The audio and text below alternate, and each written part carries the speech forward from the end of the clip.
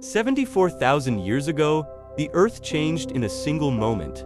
Some scientists believe only a few thousand humans survived. This event is known as the Toba Super-Eruption.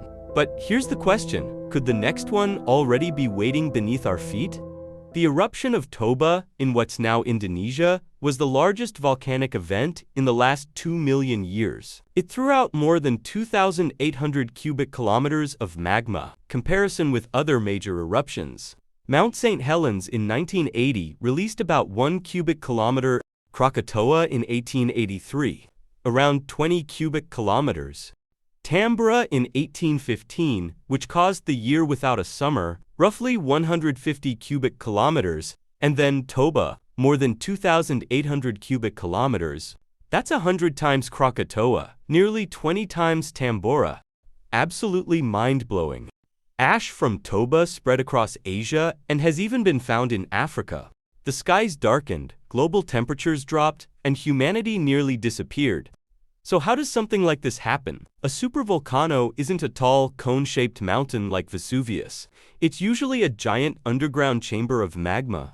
Over thousands of years, that chamber fills up, the pressure builds, and one day, the crust on top just can't take it anymore. The ground collapses into a giant caldera, and trillions of tons of rock, ash, and gas are blasted high into the sky. And the real danger isn't lava. It's the sulfur dioxide that reaches the stratosphere.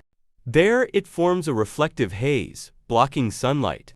That's what causes the so-called volcanic winter. If Toba blew today, the area around Sumatra would be destroyed instantly. Pyroclastic flows, those superheated avalanches of ash and gas, would wipe out everything for tens of kilometers. Millions of people would be at risk. Flights across Asia shut down immediately. Jet engines just can't handle volcanic ash, and within weeks, that sulfur cloud would circle the globe in the stratosphere. The world would start to dim. Sunsets would turn blood red. And slowly, the climate would begin to collapse. This is where it becomes a worldwide disaster. Global temperatures could drop several degrees for years. Sounds small, right? But it's enough to wreck agriculture everywhere. Rice fields across Asia never ripening. Wheat in North America stunted by cold summers. Maize in Africa and South America withering as rainfall patterns shift. Food prices would skyrocket. Nations would hoard supplies. And hundreds of millions could starve. Our technology wouldn't save us completely. Solar power would crash with less sunlight. Air travel could stay limited for years thanks to the lingering haze. Global trade could grind to a halt. And economies would collapse harder than ever before. After a few years, the haze would slowly settle out of the sky. Temperatures would recover bit by bit. But the scars on civilization could last for generations.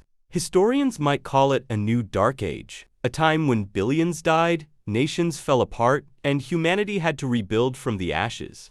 Would our species survive? Probably yes. But the world we know today would be gone. Could this really happen again? The answer is yes. Toba is still there.